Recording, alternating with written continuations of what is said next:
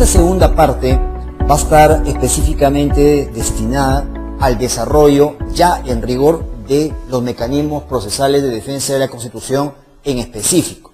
Y evidentemente que si de lo que se trata es de arrancar a desarrollar, ¿no?, o empezar a desarrollar de una manera sistemática cada uno de los mecanismos de defensa de la Constitución, vamos a tener que prácticamente realizar ciertas priorizaciones en torno de la explicación. Normalmente cuando uno enseña Derecho Procesal Constitucional, lo hace pues en varias sesiones. Evidentemente, ¿eso qué significa? Que cada uno de los mecanismos de defensa de la Constitución implican pues más de una explicación, eventualmente hasta más de una clase. Pero por la naturaleza de este curso, en el que evidentemente tenemos que priorizar algunos temas, ¿no?, y decir lo esencial de cada uno de los mecanismos o instrumentos de primacía o defensa o de tutela de la norma constitucional, vamos a básicamente limitarnos a aquello que debe ser básico para conocer, esencialmente, ¿no?, incuestionable para ser tomado en cuenta. En consecuencia, vamos a hacer una explicación muy breve de cada proceso, pero de frente vamos a ingresar, ¿no?, a explicar cómo sirve o cómo se utiliza cada uno de estos mecanismos o cuáles serían sus propósitos fundamentales. Y hacerlo en el contexto de cierto manejo de casos o cierto desarrollo jurisprudencial, que es la mejor manera de entender las cosas. Bueno, vayamos en primer lugar por el desarrollo de dos procesos de tutela de derechos, específicamente el proceso constitucional de habeas corpus y el proceso de amparo, que más adelante también lo explicaremos.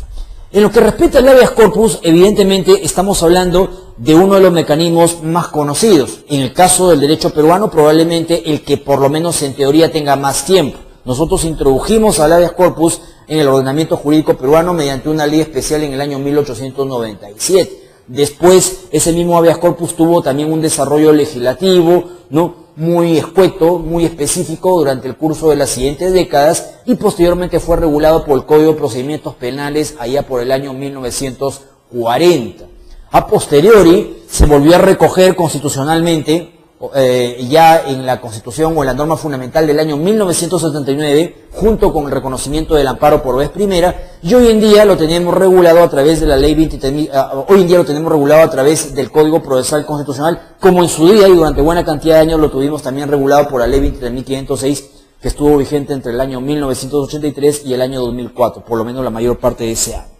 ¿Qué cosa es el habeas corpus? Bueno, el habeas corpus es un instrumento de naturaleza procesal que tiene por objeto fundamental, esencial, defender la libertad individual. Ese es su propósito básico. Históricamente ese siempre ha sido. Y en el derecho comparado ocurre situación similar.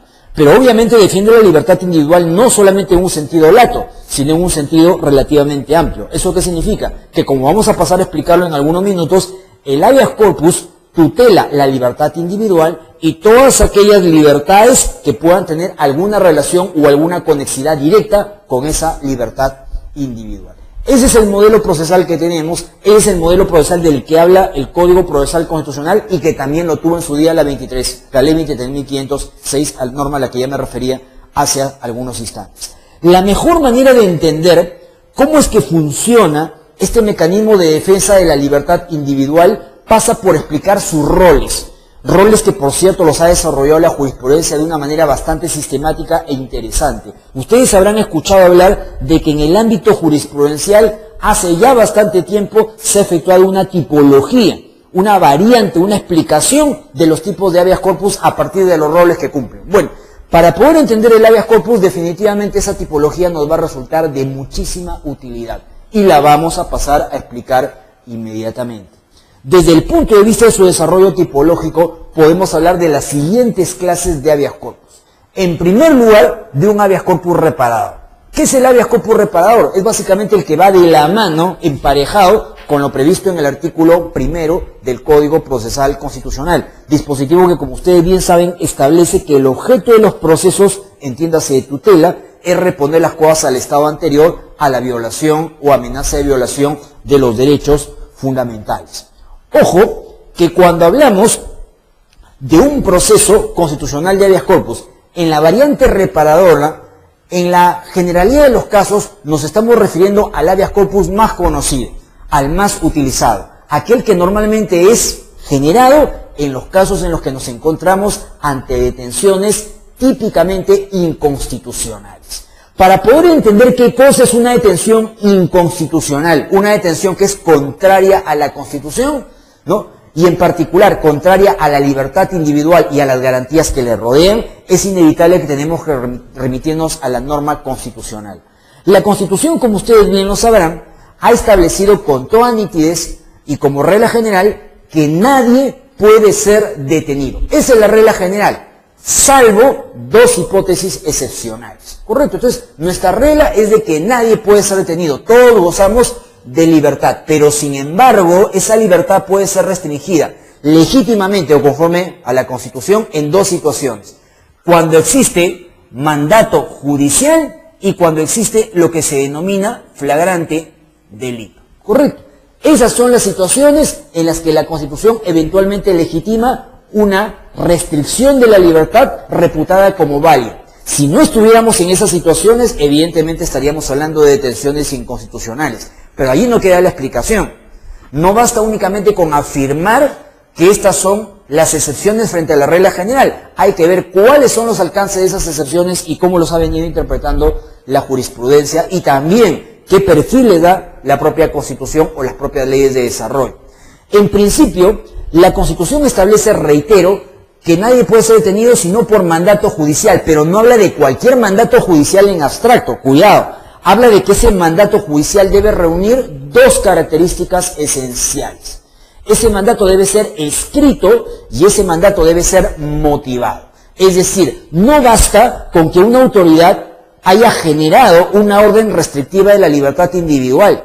Esa orden tiene que venir dotada de ciertas características o de ciertas exigencias que impone la norma fundamental.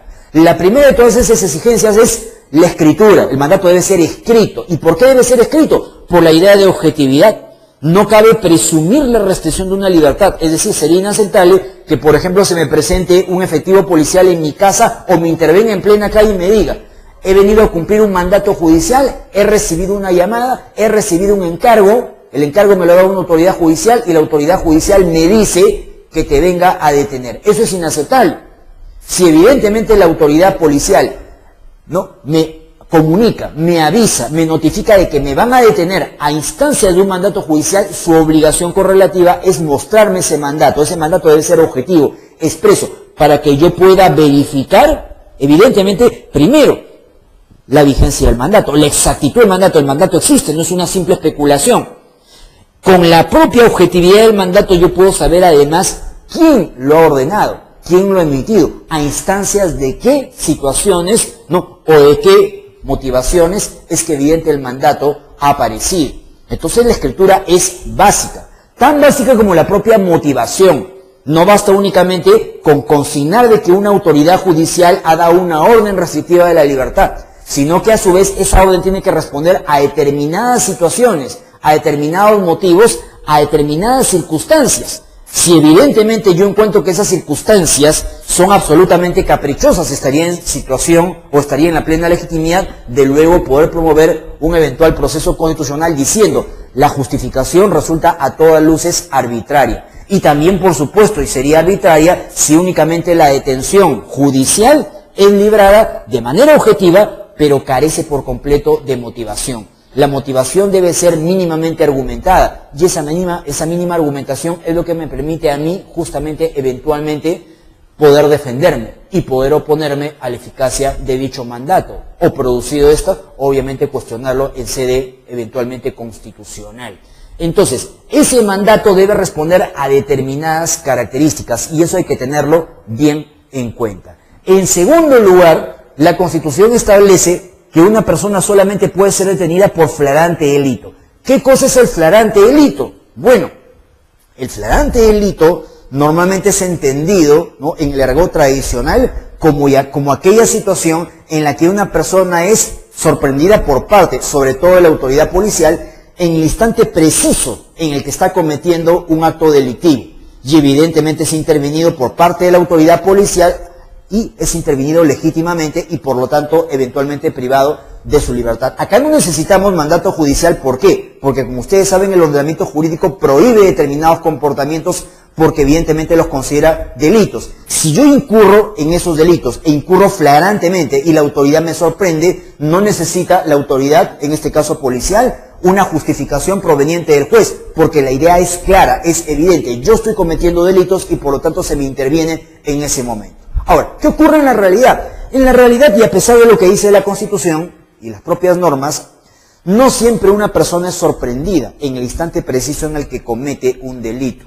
La mayor cantidad de ocasiones, la persona que cometió un delito es sorprendida a posteriori de su comisión, cuando se encuentra huyendo del lugar, cuando se encuentra de alguna manera evitando ser individualizada y por lo tanto la autoridad, en este caso policial, lo persigue para finalmente aprehender.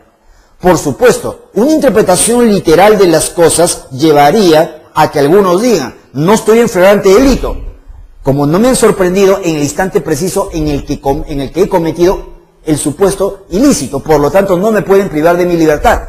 Eso no significa de que las cosas deban ser necesariamente interpretadas de esa manera. Si evidentemente a mí me sorprenden con el objeto del delito o me sorprenden huyendo del lugar del delito, entiéndase que la autoridad policial tiene las plenas facultades eventualmente de poder intervenirme y de poder privarme de mi libertad. ¿Y por qué lo puede hacer? Porque conforme lo ha señalado la jurisprudencia, a la noción de flagrancia se le ha agregado una noción bastante conocida por ustedes, que es la noción de cuasiflagrancia. ¿Qué cosa es la cuasiflagrancia? El momento inmediatamente posterior a la comisión del delito en el que la persona que lo generó o que incurrió en el mismo se encuentra huyendo del lugar, sobre todo principalmente huyendo del lugar, y es perseguida por parte de la autoridad policial con el objetivo de ser aprehendido. Ahí se plantea un interesante debate, por supuesto teórico, ¿no? Que también tiene implicancias prácticas. ¿Por qué? Porque la gran pregunta es ¿hasta cuándo dura ese periodo de persecución? ¿Qué eventual extensión puede tener el mismo? Bueno, ahí hay toda una serie de pautas de carácter dogmático, de carácter casuístico que habría que investigar tal vez en otro momento con mayor amplitud. Pero la idea es esta: mientras el vínculo de continuidad no se rompa, es decir, mientras el proceso de persecución no se interrumpa, estamos en flagrante delito. No podría decir una persona que cometió un delito, pero ya pasaron 3 horas, pues, y no me han alcanzado. Eso no es argumento. Evidentemente la persecución puede durar minutos, puede durar segundos o puede extenderse por horas, pero mientras no se interrumpa el vínculo de continuidad, estamos en flagrante delito y por lo tanto es perfectamente legítimo que la autoridad policial pueda intervenir. Eso, por si acaso, téngalo bien en cuenta. Como también debe ser tomado en cuenta el siguiente detalle. La Constitución, por supuesto, nos habla de estas situaciones como típicas excepciones a la libertad individual a los efectos de restringirla. Pero evidentemente de la misma Constitución pueden derivarse también otros criterios. ¿Cuáles son esos otros criterios? Los siguientes. ¿Quiénes son las autoridades que normalmente tienen capacidad para ordenar un mandato restrictivo de la libertad? Si hablamos de un mandato restrictivo de la libertad, queda claro que en el ordenamiento jurídico peruano y conforme a lo que establece la Constitución, la única autoridad con potestades para disponer la detención de una persona, para ordenar la detención de una persona, es el juez. No existe otra autoridad. Nada de que porque yo soy representante del Ministerio Público, nada de que porque yo estoy empoderado por tales o cuales normas del ordenamiento jurídico. No, señores. La única autoridad que puede librar mandato de detención en el ordenamiento jurídico peruano, estamos hablando de órdenes de detención, es la autoridad judicial. Nadie más. Nadie más. Correcto, eso debe tenerse bien en cuenta. ¿Quién es, a su vez, la única autoridad que puede ejecutar una medida restrictiva de la libertad? Bueno, por regla general suele ser la policía. Correcto. Pero ahí ocurren una serie también de situaciones que es preciso mencionar. Desde luego, por sensatez, quien interviene es la policía, porque es la autoridad que cuenta con el poder para, obviamente, ¿no?, prevenir y combatir el delito. Pero pueden darse situaciones especiales. Por ejemplo, ¿no?, eventualmente, si una persona sorprende a otra cometiendo un delito, podría practicarse lo que denomina hoy en día, de acuerdo a nuestras leyes, de acuerdo a nuestra normativa procesal, arresto ciudadano. Eso se podría dar. Otra cosa es que hay enormes dificultades para que esto se produzca, pero en principio la idea es de que cualquier persona puede privar a otra de la libertad siempre y cuando la sorprenda en flagrante delito. Es decir, el acto, no es cierto, de privar o de intervenir a una persona, ¿no es cierto?, tras la comisión evidente de un delito, por encontrarle el flagrante delito, en rigor la puede practicar cualquier persona. Normalmente lo debe hacer la policía. Pero si lo hace alguien distinto a la policía, surge inmediatamente un correlativo mandato o una correlativa obligación. Si por supuesto quien interviene es, qué sé yo, un sereno, si quien interviene es un vigilante, si quien interviene es un ciudadano, dentro de la típica modalidad de arresto ciudadano, la obligación de esa persona que interviene al que incurre en flagrante delito es ponerlo a disposición de la autoridad competente, en este caso a disposición sobre todo de la autoridad policial. No sería aceptable que, por ejemplo, el ciudadano arreste a una persona y lo lleve a su departamento, lo someta a tortura o lo tenga encerrado por espacio de 48 o más horas. Eso sería totalmente inaceptable, ¿correcto? Lo que la Constitución impone como correlato, ¿no?, de una concepción que permite que cualquiera pueda intervenir a otra persona en caso de flagrante delito, es la obligación de cumplir las pautas que el propio ordenamiento jurídico establece. Eso es muy importante tomarlo en cuenta, pues de lo contrario se pensaría que cualquiera puede hacer lo que le da la gana. Que es lo mismo que ocurre, por ejemplo, con el mandato judicial. Ya hemos descartado que cualquier otra autoridad distinta a un juez pueda ordenar mandato de detención. Sin embargo, algunos se preguntarán, ¿y entonces para qué está el Ministerio Público? Bueno, cuidado que las funciones del Ministerio Público son de otro tipo. El Ministerio Público no tiene funciones o no tiene competencias para restringir la libertad u otros derechos. Para lo que tiene competencias es para otra cosa, para solicitarlas. ¿Ante quién? Ante la autoridad competente. Y lo puede hacer porque goza justamente de un poder para ello.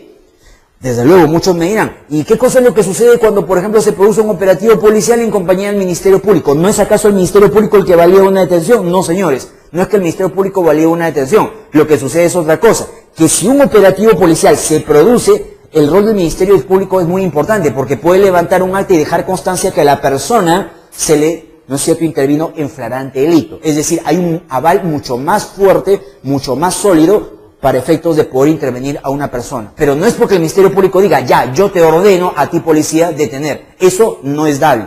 Ya hemos dicho que el único que puede ordenar es el juez.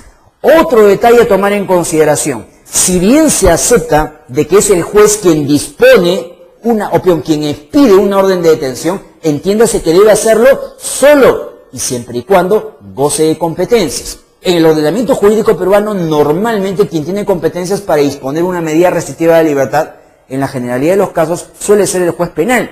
Pero esa lógica no debe llevarnos a pensar de que jueces que no sean penales no pueden eventualmente disponer u ordenar una medida restrictiva de libertad. Eso puede ocurrir en determinados casos excepcionales, pero siempre y cuando el ordenamiento jurídico lo prevea, y lo prevea además de modo expreso. Si, por ejemplo, alguien incumple sus deberes alimentarios, el juez, en este caso especializado, el juez de familia, puede evidentemente disponer una medida restrictiva de la libertad, y no estaríamos en el caso de un juez penal. Si, por ejemplo, un abogado o alguna de las partes le falta el respeto a un magistrado, ¿no?, durante el curso de una diligencia, o atenta, obviamente, contra la integridad de algún magistrado, puede esa misma autoridad judicial disponer su detención de esa persona por un periodo determinado, me parece que son 24 horas. ¿Y por qué lo puede hacer? Porque evidentemente la ley lo permite. Es decir, si bien la tendencia indica que en la generalidad de los casos quienes disponen medidas restrictivas de libertad o quienes las ordenan son los jueces penales, por excepción pueden darse casos de que jueces no penales también puedan eventualmente disponer una medida restrictiva de la libertad. Ténganlo eso también bien en cuenta. Ahora bien, el hecho de que hablemos de detenciones que son inconstitucionales puede ser muy interesante, sí, a título genérico, pero hay que distinguir dos conceptos.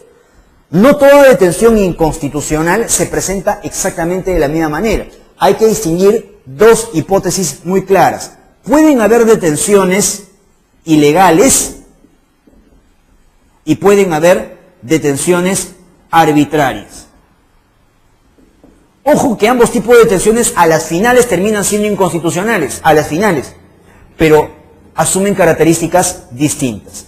¿Qué cosa es una detención ilegal? Ya hemos dicho, ya hemos anticipado que para que un juez pueda disponer una medida restrictiva de la libertad, tiene que estar amparado en lo que el ordenamiento jurídico establezca.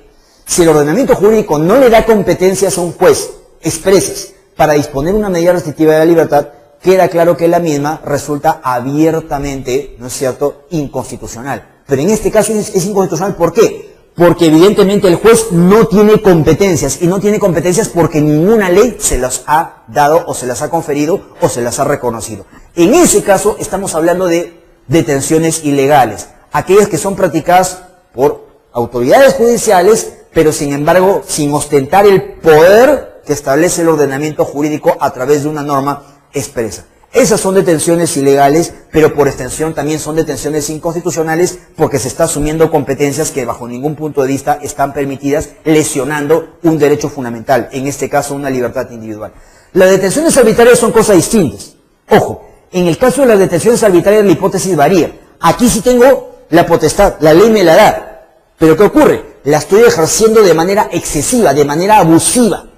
Ustedes saben, y en algún momento lo vamos a explicar, que el sistema jurídico confiere, sobre todo a los jueces penales, la posibilidad de restringir con diferentes grados de intensidad la libertad individual de las personas. Pueden disponerse comparecencias simples, arrestos domiciliarios, detenciones judiciales preventivas. Sí, se puede hacer eso. Pero el hecho de que se pueda hacer no significa de que necesariamente se deba hacer en todos los casos. Supongamos, si una persona, ¿no?, tiene cualquier cantidad de requisitorias, y en cada uno de los procesos que tiene seguidos en su contra nunca se presenta ante la autoridad judicial puede, siempre y cuando esté dentro de cualquiera de esas investigaciones, decir, bueno, este señor pues es un fascineroso, elude a todas luces la acción de la justicia. Sobre este señor debe decretarse un mandato restrictivo de la libertad. Eso es plenamente legítimo y creo que incuestionable. Como puede ser incuestionable el que una persona, ¿no es cierto?, respecto de la cual se sigue una investigación, la sorprendemos con sus maletas en el aeropuerto pretendiendo obviamente fugarse del país. Ahí tenemos razones justificadas para decir a esa persona sí hay que decretarle una medida restrictiva de su libertad. Pero no es lo mismo, pues, en la hipótesis de alguien al que le abrimos, por ejemplo, proceso por un delito, vamos a decirlo de esta manera, de poca trascendencia. Una persona que carece de antecedentes, una persona que no bien le abren la investigación, de inmediato se pone a derecho, una persona que no bien se inicia un proceso, de inmediato se ofrece a colaborar con la justicia y hasta ofrece un patrimonio individualizado objetivo que permite asegurar eventualmente una eventual reparación civil. No necesariamente en ese caso el juez debería decretar una medida restrictiva de la libertad. Entonces, el juez goza de un gran poder porque la ley se lo da. Pero no es un poder para ser usado en todos los momentos o bajo todas las circunstancias o cuando al juez se le antoje. No es así. La discrecionalidad judicial no es ilimitada. Es para utilizarse con mesura, con ponderación, con equilibrio. Por lo tanto, ¿cuándo estaremos ante una detención arbitraria? Cuando a pesar de estar permitida por la ley, no se justifica. Si no se justificara, estamos en el ámbito de una detención arbitraria. Y tanto una detención arbitraria como una detención ilegal pueden ser reclamadas por vía de habeas corpus, y específicamente por habeas corpus de tipo reparador. Ténganlo entonces bien en cuenta. Hablemos ahora del denominado habeas corpus restringido. Normalmente el habeas corpus lato, el que más se utiliza, el reparador, procede frente a detenciones inconstitucionales, sea que sean ilegales, sea que sean arbitrarias, y eso ya lo sabemos. Pero no siempre se afecta la libertad individual de una persona a través de detenciones. Hay diversas maneras de afectar la libertad individual y no siempre tienen que involucrar detenciones. ¿Qué sé yo? Yo puedo de repente estar totalmente libre, pero de repente por ahí las autoridades judiciales, porque les da la gana, las autoridades policiales, ¿no?, practican seguimiento sobre mi persona sin que esté justificado, sin que nadie lo haya ordenado.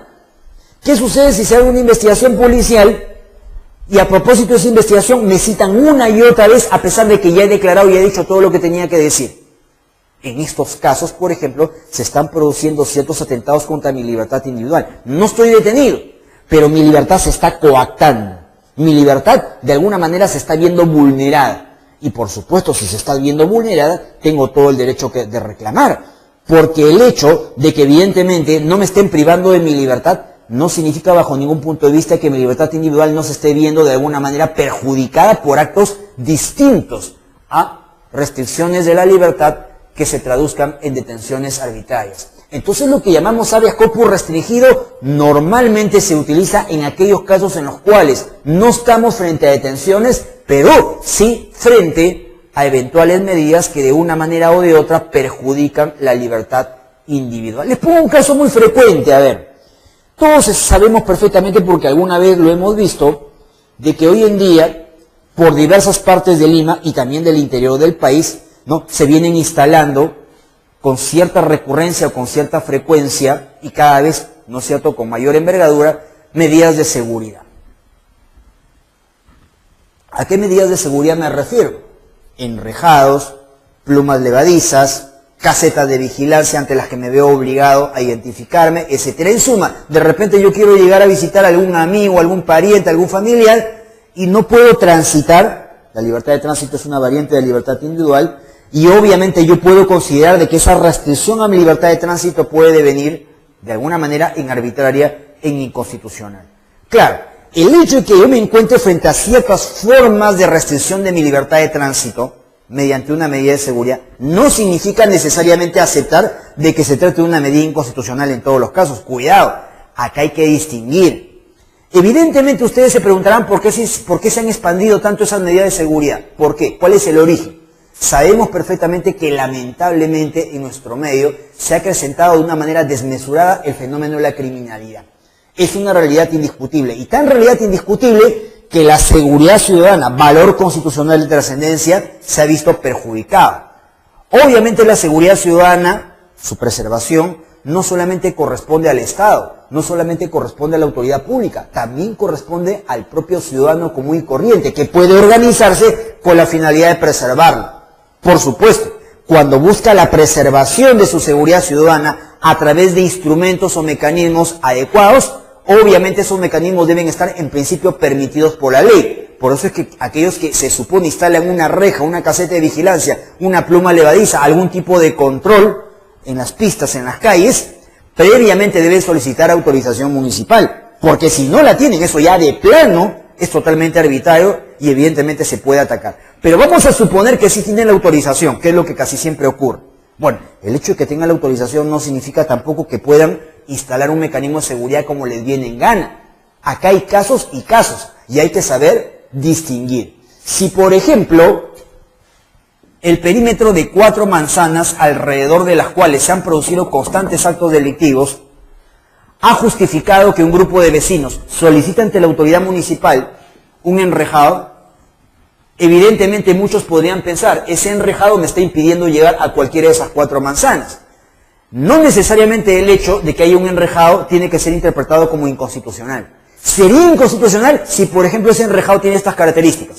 Supongamos que los vecinos de las 4 manzanas pidieron la autorización municipal para ese enrejado, pero resulta que colocaron aquí una entrada y colocaron una salida.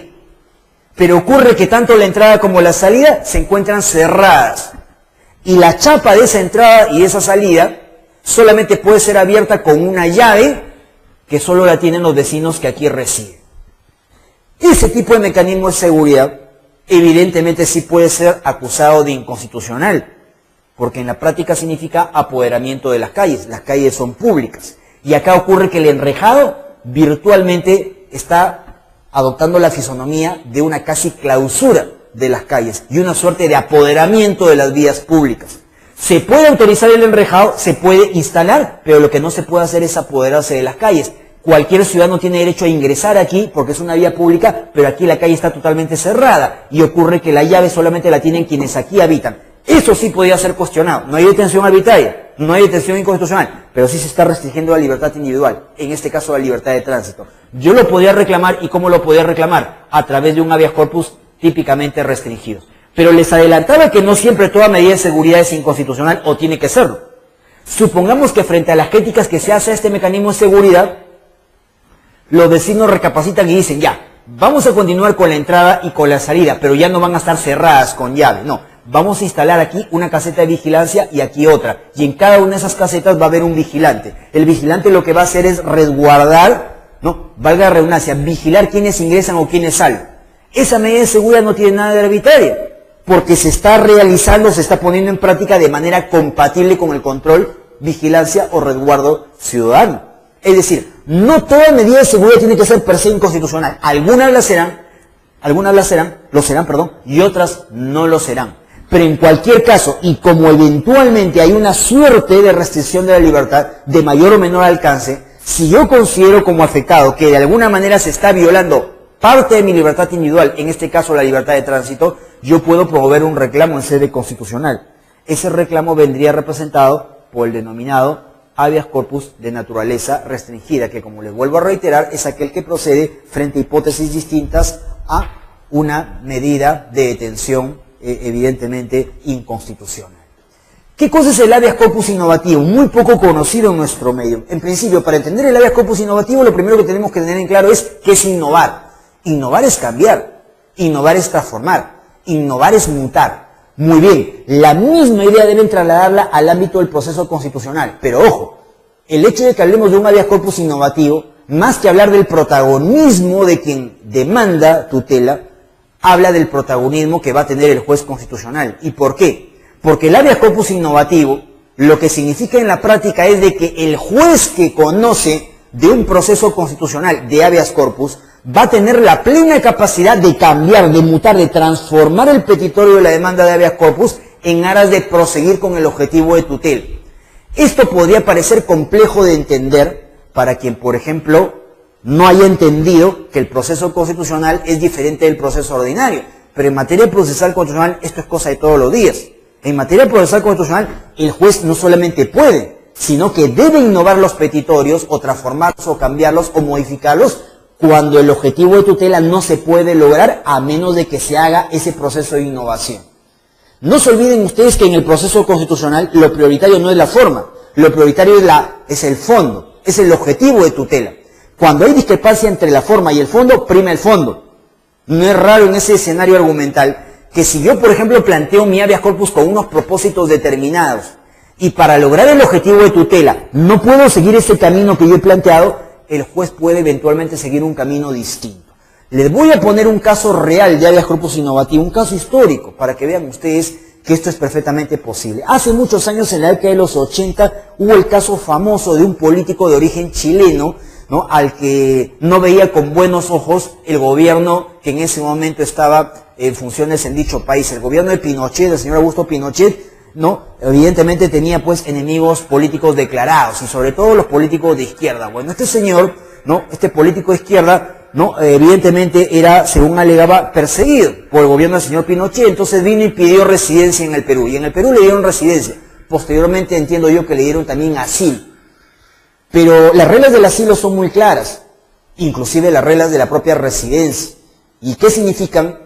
Esas reglas, entre otras cosas, significan de que por supuesto le damos la posibilidad de que pueda residir en nuestro país a quien no pertenezca en el mismo, pero a condición de que adopte un comportamiento determinado. Y dentro de esas reglas se tenía entendido, ¿no?, de que este señor no debía hacer declaraciones políticas, debía evitar, obviamente, ponernos mal frente al gobierno de Chile, al gobierno de ese entonces, al gobierno de los años 80, el gobierno del arquitecto Fernando Belaunde, ¿no?, tenía por política no enemistarse con otros países. Bueno, lo cual no es malo tampoco, pero en todo caso se entendía que de alguna manera se establecieran ciertas reglas para quienes obviamente residían, ¿no es cierto?, en el territorio patrio. Pero ¿qué ocurrió? Que este señor, ¿no?, de origen chileno, su nombre era Hernán Liberona, ¿no?, de algo tenía que vivir. Y por la formación que él tenía, que era de un político puro, ¿no?, y una persona que estaba además acostumbrada a escribir, ciertos medios de comunicación le dieron la oportunidad de que escribiera ciertas columnas. Es decir, de que escribiera, ¿no?, en los periódicos de acá, de Lima, específicamente de Lima. Pero este señor, por su propia formación, por su propia ideología, no desaprovechó la oportunidad de escribir algunas columnas donde a veces, eventualmente, criticaba al gobierno de Chile. De que lo podía hacer hasta cierto grado. Pero parece que las columnas, por alguna razón que nosotros no terminamos de entender, no le gustaron al gobierno de ese momento. Hablo del gobierno peruano.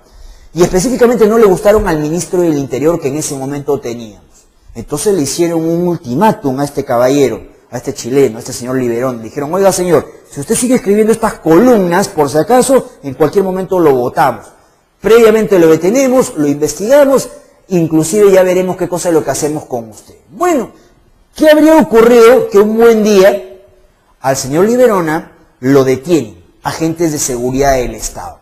Lo llevan a las instalaciones del Ministerio del Interior, a las instalaciones de seguridad del Estado, y paralelamente a ello le abren un proceso por supuesta apología del terrorismo. Cosa bien rara en esa época, pero bueno, así estaban las cosas.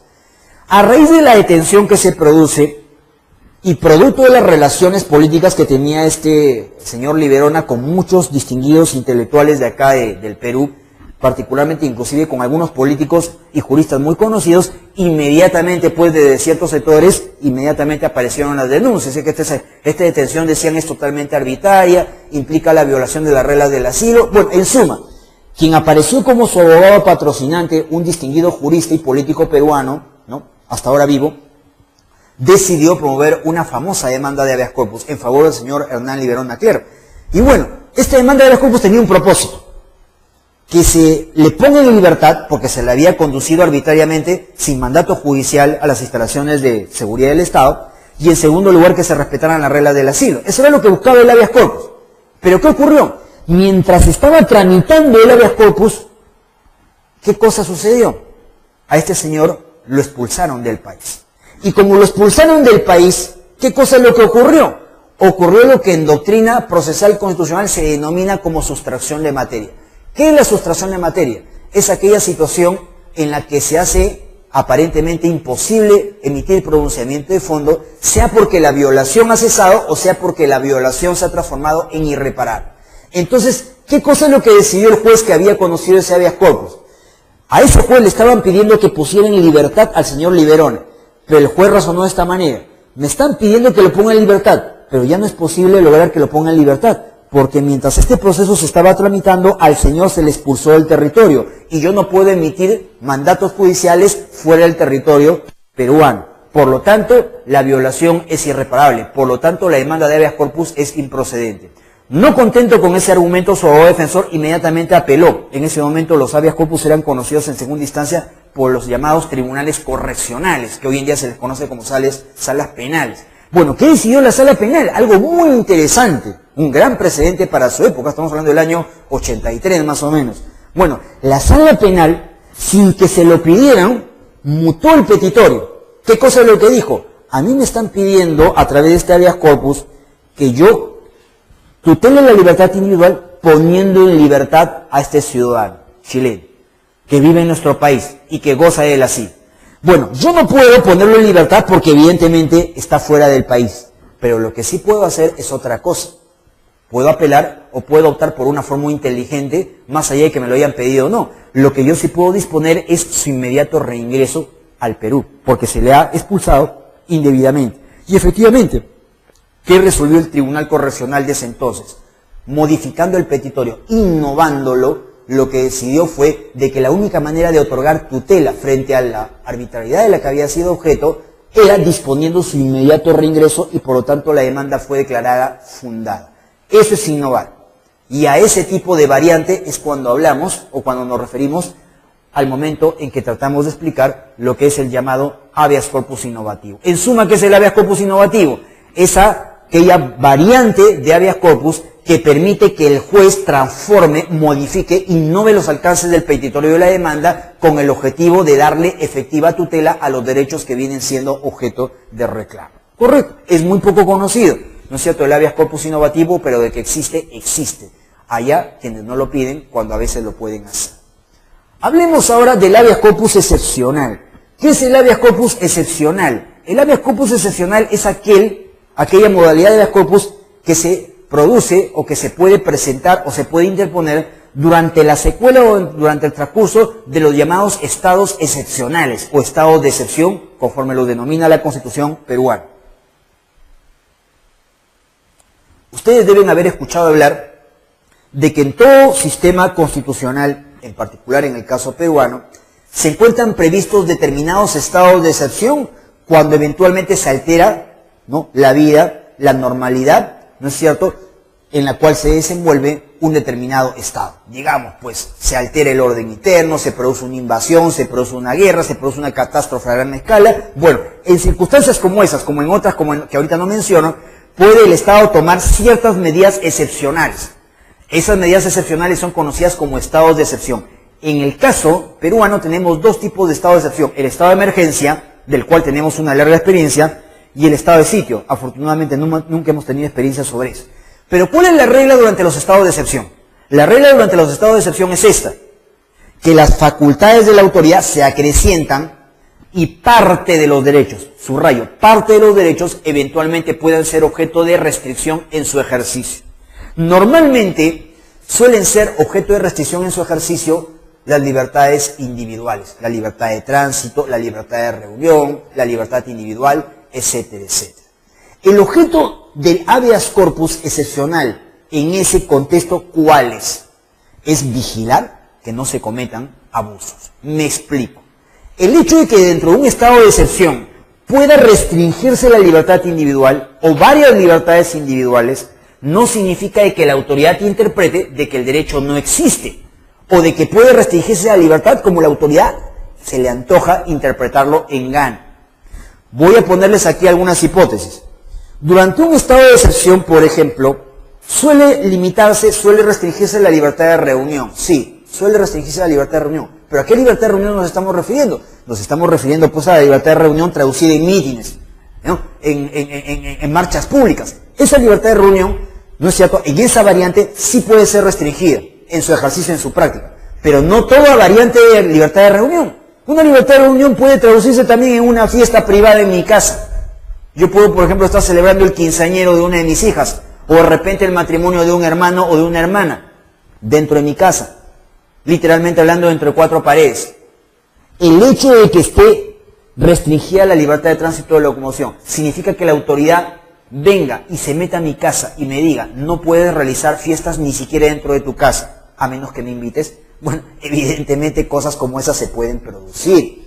Y si se producen, ya no estamos hablando de que esté en cuestionamiento la eventual declaratoria del estado de excepción o la medida limitativa sobre un determinado derecho o sobre una determinada libertad. Lo que está en juego es ¿qué cosa? El exceso en el que se está incurriendo. Una cosa es de que las libertades estén restringidas y otra es de que estén totalmente eliminadas o virtualmente derogadas.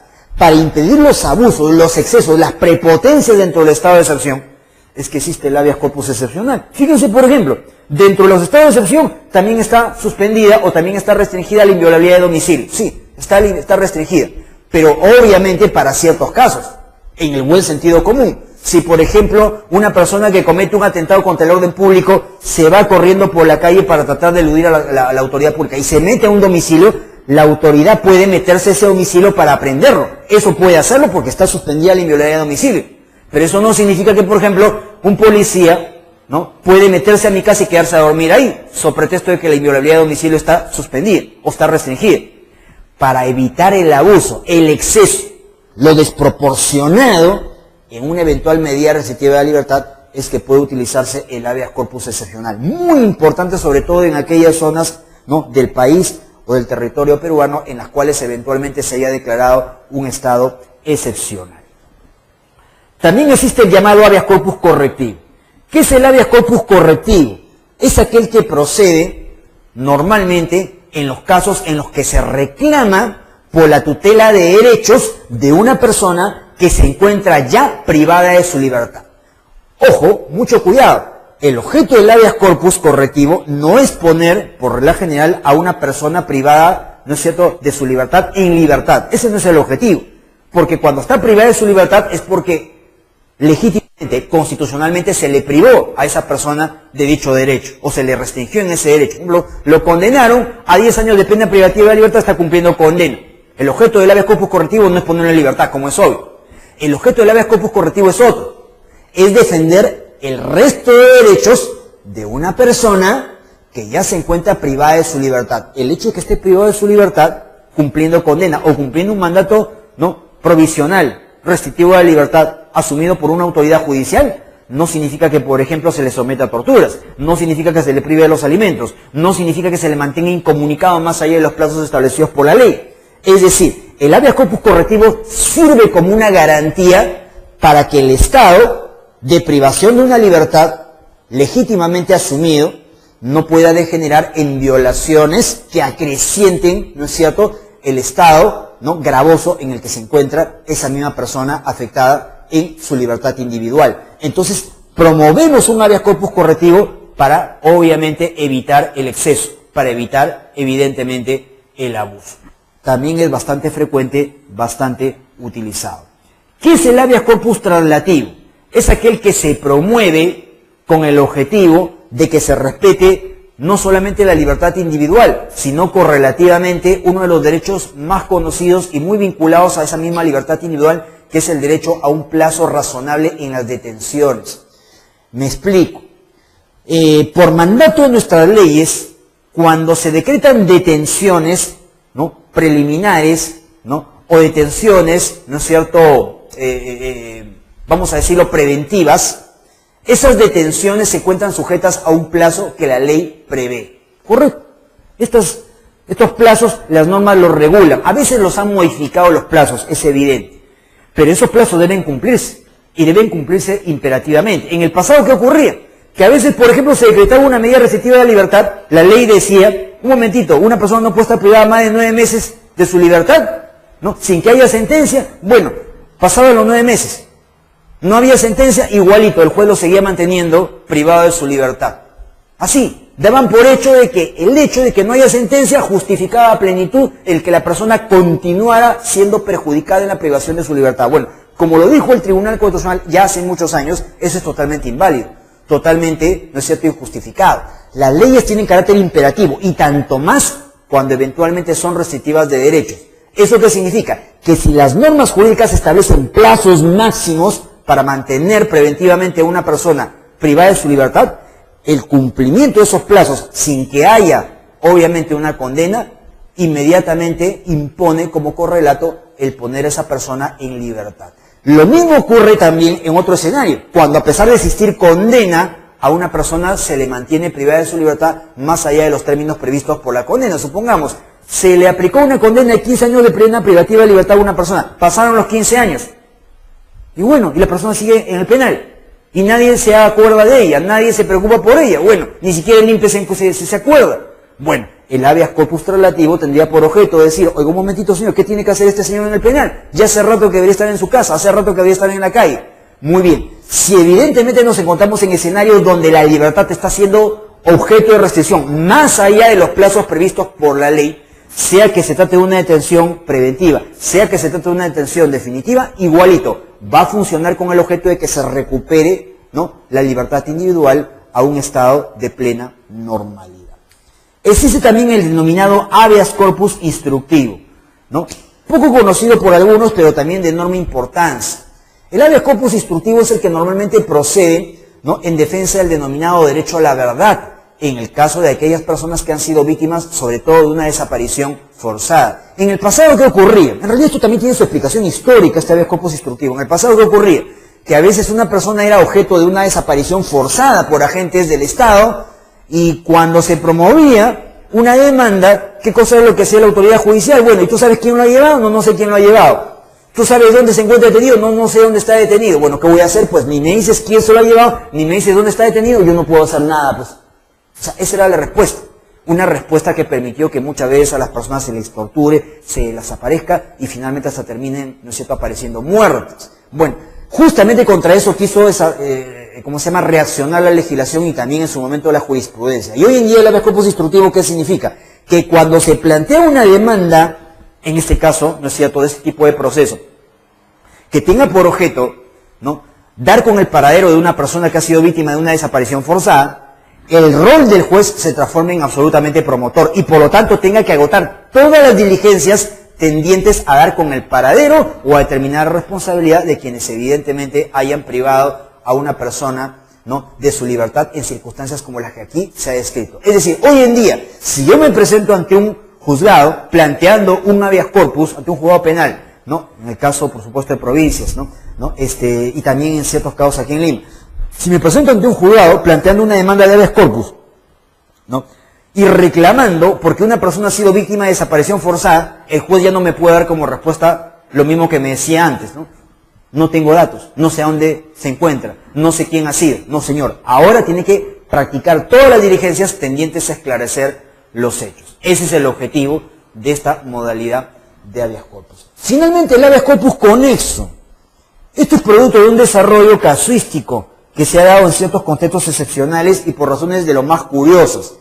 Fíjense bien, en algún momento el tribunal, cuando hizo el desarrollo de la tipología del habeas corpus, siempre resolvía los casos graficando a qué modalidad de habeas corpus pertenecía cada controversia. Pero un buen día se encontró con un caso curioso, que no calzaba dentro de ninguna de esas modalidades, pero sin embargo sí afectaba de alguna manera libertades individuales. Ese fue el escenario propicio para que el tribunal dijera lo siguiente: bueno, como el caso del que ahora conozco, ¿no?, permite verificar que hay una afectación indirecta a la libertad individual, pero ese caso no calza en ninguna de las hipótesis anteriores, bueno, pues vamos a crear un habeas corpus conexo. Un habeas corpus que en la práctica va a servir para poder introducir el resto de hipótesis que no puedan ingresar dentro de ninguna de las modalidades previamente desarrolladas. Era un caso que más o menos recuerdo con las siguientes características. Se trataba de una persona que había ingresado a un hospital porque requería atención médica. Y bueno, ¿qué había ocurrido? Esta persona que requería atención médica urgente fue sometida a una operación de urgencia, pero parece de que tuvo mala suerte porque finalmente falleció en plena operación. Y bueno, como falleció en plena operación, se dio la siguiente circunstancia, ¿no? La operación había implicado un coste por, obviamente, el tipo de medicinas, el tipo de instrumental que se había utilizado como para poder tratar de impedir, pues, que obviamente la persona falleciera. Pero finalmente la persona falleció. Y nadie tenía, ¿no es cierto?, en ese momento, ¿no?, la posibilidad de acercarse a la clínica porque simplemente se desconocía quién era este señor. Ese señor se había personado directamente a la clínica Solí. Entonces, ¿qué ocurre? De que la clínica trató de hacer las gestiones para dar con el paradero de los familiares, lo que finalmente se pudo hacer. Se dio con el paradero de los familiares se enteraron de que su pariente había fallecido, y bueno, se apersonaron a la clínica y le solicitaron a la clínica que le procediera a entregar el cadáver respectivo con la finalidad de que le otorgaran la cristiana sepultura. ¿Y cuál fue el argumento de la clínica? No hay ningún problema, ustedes se llevan el cadáver, pero previamente nos pagan lo que se ha gastado y que ha quedado pendiente como deuda. Entonces los familiares, pues obviamente le dijeron a la clínica: bueno, pero sean un poquito más conscientes. Evidentemente no estamos diciendo que no vamos a pagar, pero ahorita lo que es preocupación central es que tenemos que enterrar a nuestro familiar, tenemos que gastar en eso. ¿Vamos a abonar lo que nuestro pariente debía? Sí, vamos a tener que hacerlo, pues, definitivamente. En la práctica no vamos a hacer un cabezazo. Pero evidentemente, pues, lo prioritario ya es enterrarlo. Pero la clínica se empecinó en que si no le pagaban previamente los costos de la atención médica, simplemente no entregaban el cadáver. Bueno, ¿qué hicieron los familiares? Plantearon un proceso constitucional que era, inicialmente hablando, un amparo, ¿no?, bajo el supuesto de que se afectaban una serie de derechos fundamentales, ¿no es cierto? Su derecho a la práctica de los ritos religiosos, ¿no es cierto? El derecho, que tenían los familiares para poder acceder al cadáver, etcétera, etcétera. El hecho concreto es de que el juez que tramitó esto lo vio como un amparo, pero cuando el caso llegó al tribunal, el tribunal entendió que por la naturaleza de los derechos involucrados, que era tan personalísima, ¿no?, y que evidentemente comprometía temas esencialmente individuales, esencialmente personales, esto no debía haber sido visto por amparo o tramitado como amparo, sino visto como un habeas corpus, y así lo terminó resolviendo. Pero entendió también el tribunal de que evidentemente esta modalidad de reclamo no encajaba dentro de ninguna de las hipótesis anteriores. Bueno, fue ahí donde acuñó la idea de que evidentemente estábamos ante lo que el mismo tribunal denominó un habeas corpus de naturaleza conexa. El habeas corpus conexo, en otras palabras, ¿qué cosa sería? Sería una modalidad de habeas corpus que permite proteger libertades personales frente a hipótesis que no tienen modo de cómo ingresar a las variables tradicionales ya conocidas. Bueno, en esencia, eso es lo que podríamos decir en torno a los roles del proceso de habeas corpus, que por lo demás es un proceso rápido, fulminante, es un proceso donde la característica esencial es el antiformalismo. No puede haber formalismos en habeas corpus. Si hay algo que caracteriza al habeas corpus es la eficacia, la inmediatez, la rapidez, ¿no es cierto? El axioma de que lo prioritario es el objetivo de tutela. Entendamos pues de que así funciona el habeas corpus en nuestro ordenamiento jurídico peruano. Veamos ahora también rápidamente, telegráficamente, lo que es el proceso constitucional de amparo. Por supuesto, quien quiere hablar de amparo, evidentemente, y en un periodo tan corto como el que tenemos, se encontraría otra vez con un gran problema. No todo sobre el amparo lo podemos decir, no porque no lo conozcamos, sino básicamente por los límites de tiempo a los que nos encontramos sujetos. Pero en términos generales, ¿qué cosa es el amparo? El amparo es un proceso diseñado con el objetivo de tutelar todos aquellos derechos que no son tutelados por vía de habeas corpus, la libertad individual, ni tampoco, ¿no?, los derechos que normalmente tutela el habeas data y que, como en su momento lo vamos a estudiar, son concretamente la autodeterminación informativa y el acceso a la información pública. Pero hechas esas salvedades de carácter material, el amparo protegería el gran panorama, el gran cúmulo de derechos fundamentales. El mayor paquete de derechos definitivamente lo tiene el amparo, lo que demuestra también porque es el proceso que más se utiliza, es el proceso que más, ¿no es cierto?, al que más recurren los ciudadanos, y probablemente sea esa la razón por la que más jurisprudencia ha generado el proceso de amparo. Bueno, para poder comprender esos grandes objetivos del amparo, que es el proceso que más derechos protege, ¿no?, el mejor camino, la mejor ruta, no es sino una muy semejante a la que hemos utilizado y ha utilizado también la jurisprudencia en el caso del habeas corpus. Es decir, así como se puede hacer un símil tipológico, ¿no?, en materia de habeas corpus, lo mismo se puede hacer también con relación al amparo constitucional. Por lo tanto, vamos a hablar de los tipos de amparo.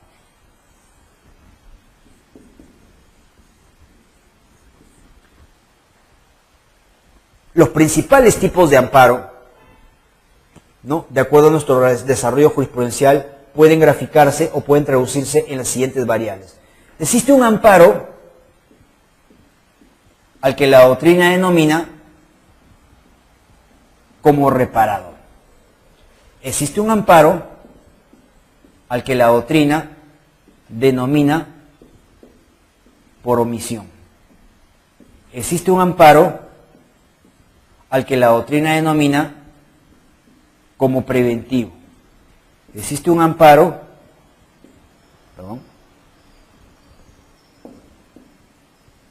al que se le conoce como innovativo.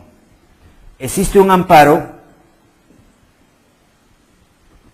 contra particulares, o amparo corporativo particular, como más adelante lo vamos a ver. Existe un amparo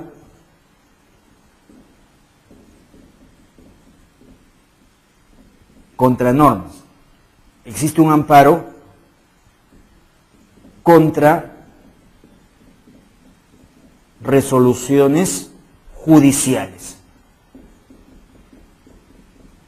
Ojo, sincerando el esquema, no son todas estas las modalidades de amparo, hay otras también. Podemos separar, por ejemplo, por materia, ¿no? Por materia podemos hacer amparo administrativo, amparo previsional, ¿no es cierto? ¿Cómo se llama? Podríamos hablar de un amparo eclesiástico, podríamos hablar, o sea, diversos tipos, un amparo electoral, por ejemplo, ¿no? Un amparo arbitral, ¿no?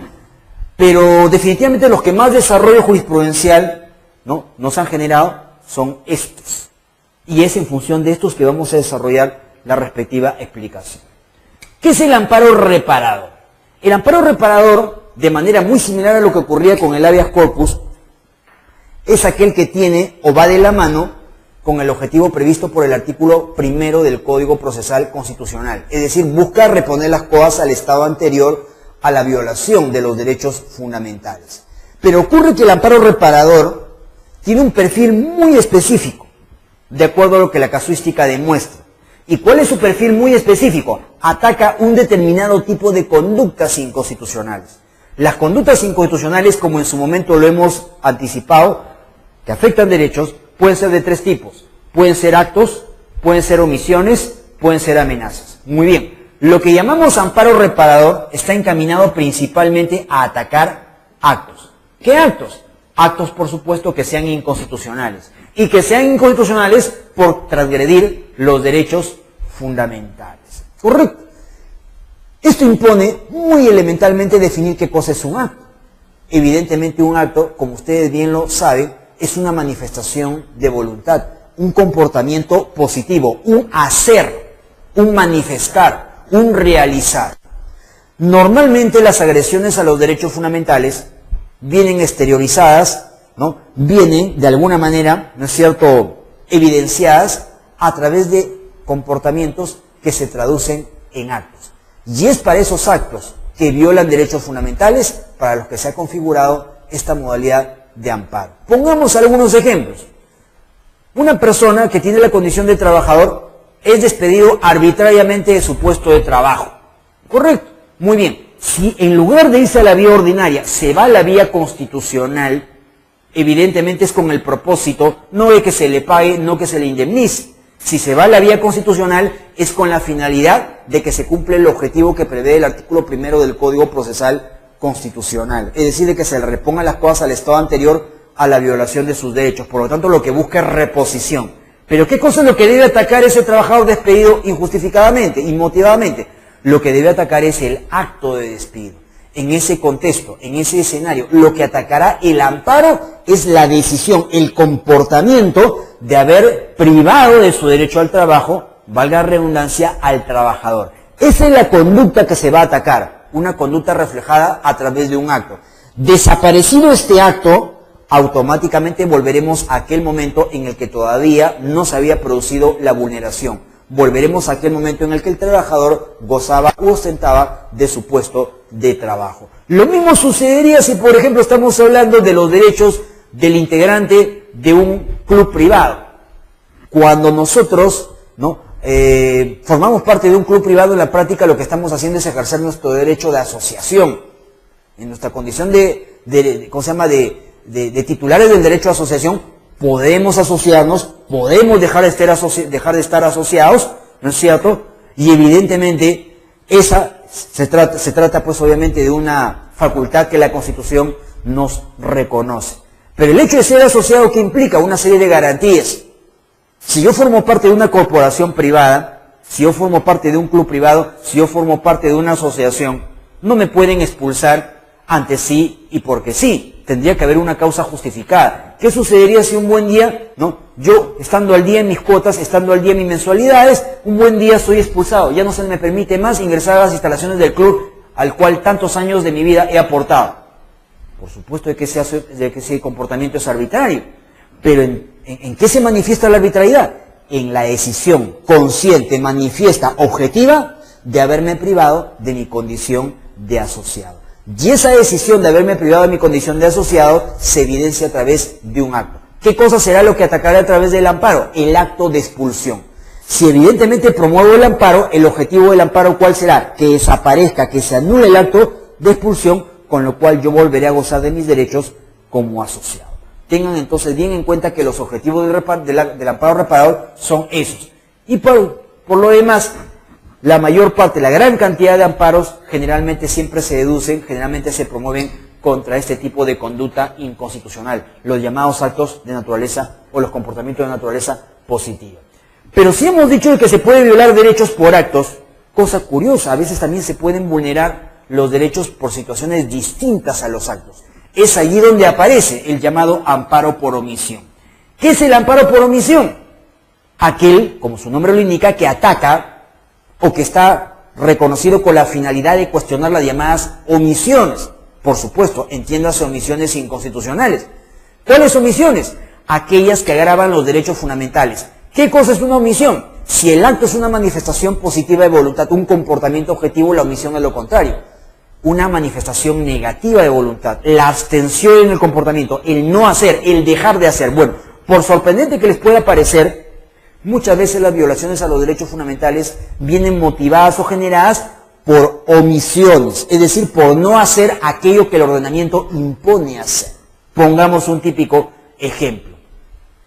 Yo soy el propietario de un terreno sin construcción y deseo allí edificar una construcción.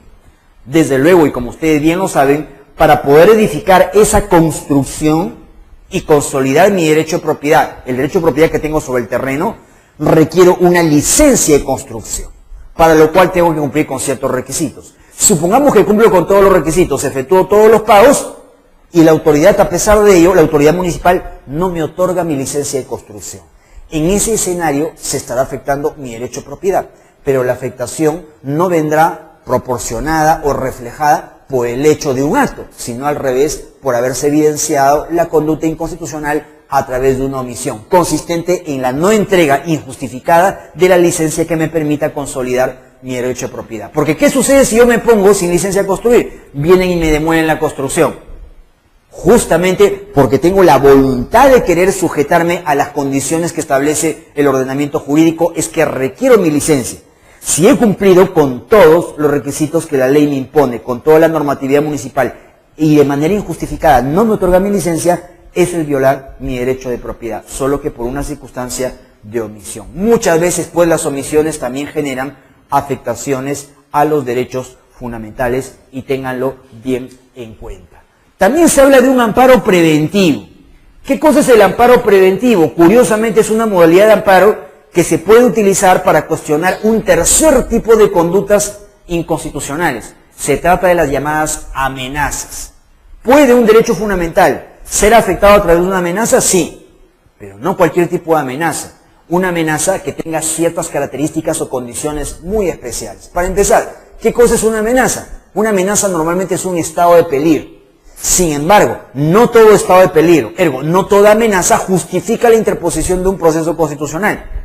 Nuestra jurisprudencia y nuestro Código Procesal Constitucional establecen que para que una amenaza eventualmente pueda ser cuestionada a través de un proceso constitucional, se requiere, cuando menos, dos características o dos condiciones incuestionables, ¿no?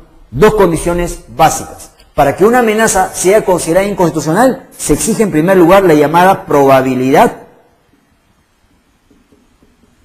o certeza, y se exige también la llamada inminencia. Para que prospere un amparo preventivo, ambas condiciones tienen que darse, no una sola, las dos. ¿Qué significa la probabilidad o certeza? ¿Y qué significa la inminencia? Bueno, la probabilidad o certeza es la posibilidad fáctica, ¿no?, real, indiscutible, de que el acontecimiento violatorio se pueda producir. ¿Qué significa eso? Cuando yo denuncio una amenaza, estoy advirtiendo de un peligro que se cierne sobre mis derechos fundamentales, aquellos que protege el amparo. Muy bien, para que yo pueda decir que mis derechos están amenazados, deben existir condiciones de probabilidad o certeza. No debe tratarse por lo mismo de meras especulaciones, de simples presunciones. Si yo hoy día llego a mi centro de trabajo y, por ejemplo, nadie me saluda, o nadie quiere sentarse conmigo, o nadie quiere hacerme compañía, probablemente se trate de un mal día, probablemente se trate de una situación indeseable, pero el hecho de que no me hayan saludado, no me quieran hacer compañía, o de que nadie me quiera acompañar hoy día a almorzar, no significa que yo diga, mi derecho al trabajo se encuentra amenazado, porque este tipo de comportamientos en el fondo significan que me van a botar de mi trabajo. Ahí yo estoy presumiendo, y presumiendo por exceso. El hecho de que yo tenga un mal día con mis pares o con mis superiores no significa necesariamente que se trate de una amenaza. Eso no es probabilidad o certeza, eso es simple especulación, simple subjetividad. Para que haya probabilidad o certeza, ¿qué requeriríamos? Actos más objetivos, más evidentes, más manifiestos. ¿Correcto? Conductas más tangibles, más objetivas. Por ejemplo, si yo soy objeto de constantes hostigamientos, si se me asignan responsabilidades que no me corresponden de acuerdo al tipo de tareas que yo estoy obligado a cumplir, y eso se repite una y otra vez y de forma constante, y quien lo hace es quien obviamente es quien está por encima mío, yo puedo decirle que se están dando un conjunto de condiciones que permiten inferir una eventual decisión que termine perjudicando mi derecho al trabajo. Allí sí, porque hay datos objetivos, pero la simple especulación no traduce esos datos objetivos, por lo que aquí el factor probatorio termina siendo bien gravitante. Así como se habla de probabilidad o certeza, también se habla de inminencia. ¿Y qué es la inminencia? La proximidad o cercanía al acontecimiento violatorio. ¿Eso qué significa? Significa que entre el momento en el que la amenaza se viene produciendo y el eventual desencadenamiento que degenere en una afectación a los derechos, debe haber un periodo muy breve, inmediato, inminente. No debe tratarse de un periodo que se difiera en el tiempo, ¿correcto?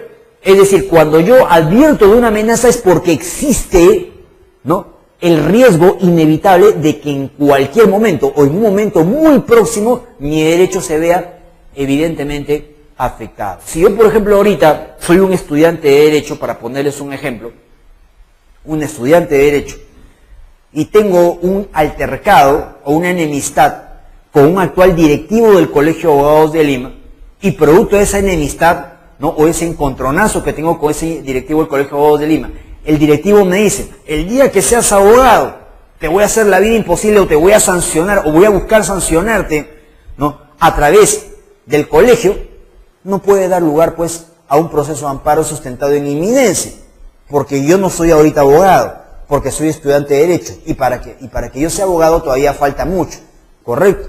Entonces a eso no se le puede llamar inminencia. La inminencia supone una cercanía, ¿correcto? No puede diferirse esto en el tiempo. Algún día te vulnerará tus derechos. Eso es totalmente especulativo, es totalmente subjetivo y por lo tanto inaceptable. Normalmente para que un amparo preventivo proceda, tiene que demostrarse una y otra situación. Tal vez ese sea el motivo por el que muy pocos amparos preventivos son declarados fundados.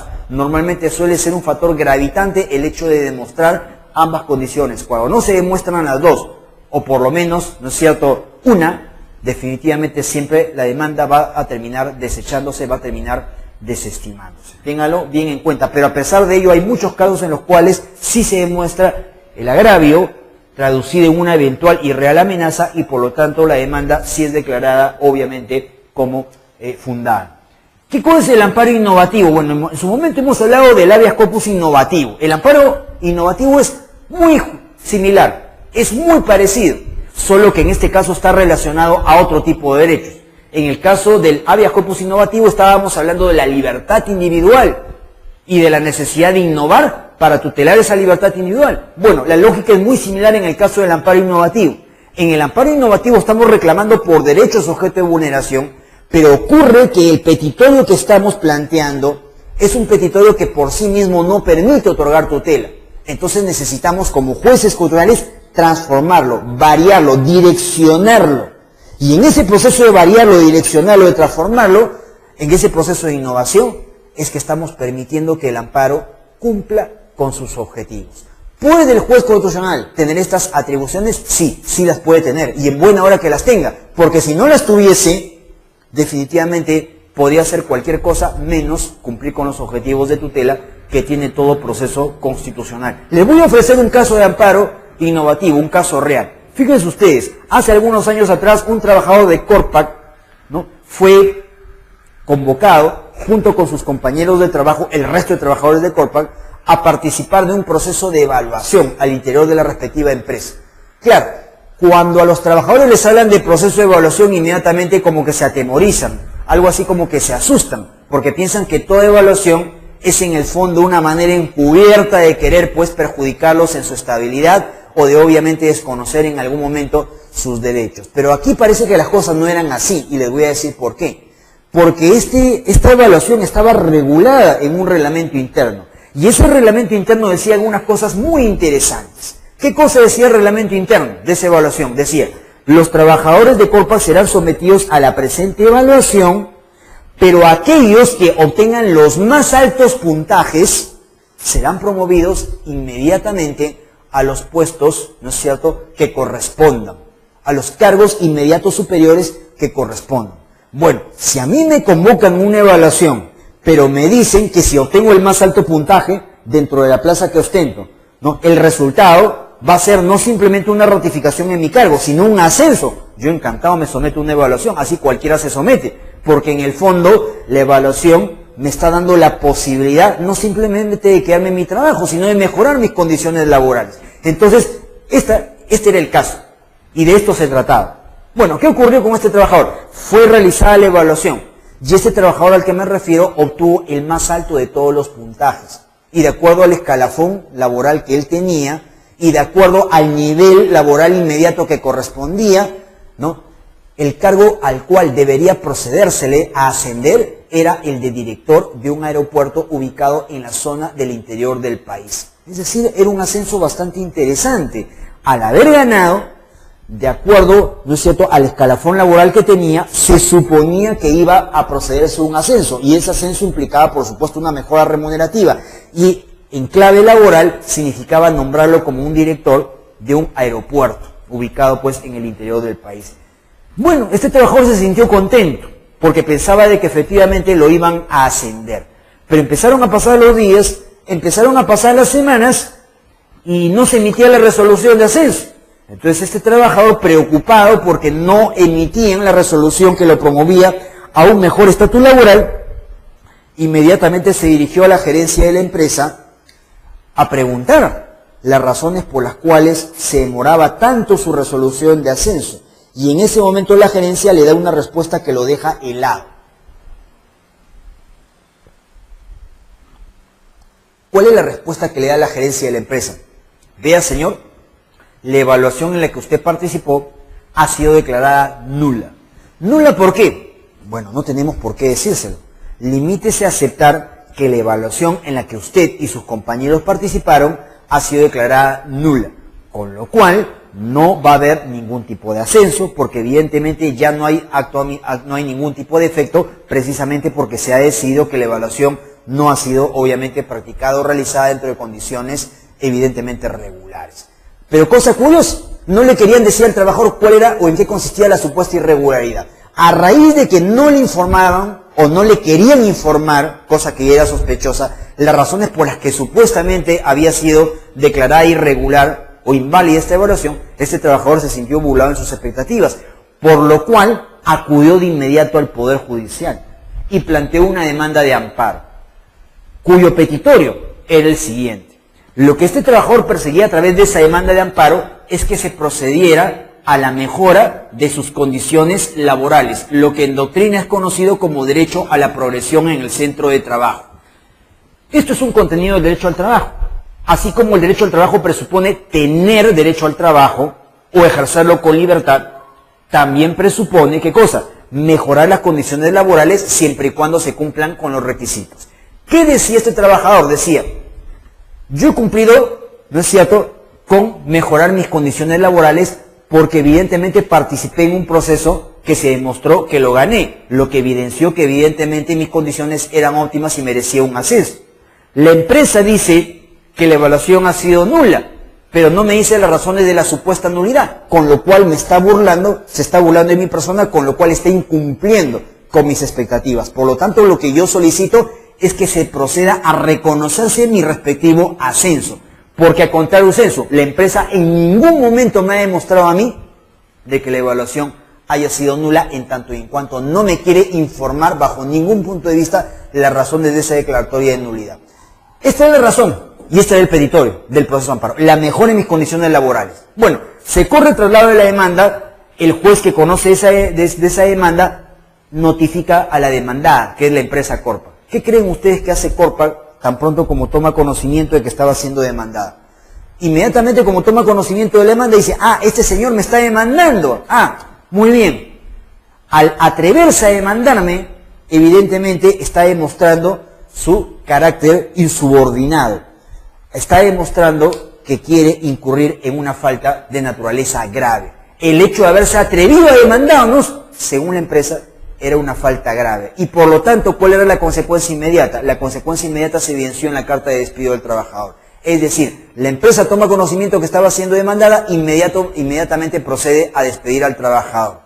¿Y qué cosa es lo que hace el abogado de Corpa? Se apersona al proceso de amparo y le dice al juez, el trabajador está solicitando la mejora en sus condiciones laborales. Bueno, eso ya no es posible porque ese trabajador ya no es trabajador, ya no forma parte de la empresa. Al no formar parte de la empresa y ya no ser trabajador, evidentemente no puede solicitar lo que estaba solicitando.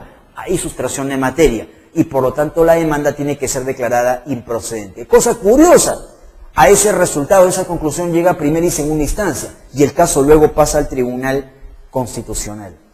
Cuando el caso llega al tribunal, el tribunal se percata del siguiente detalle.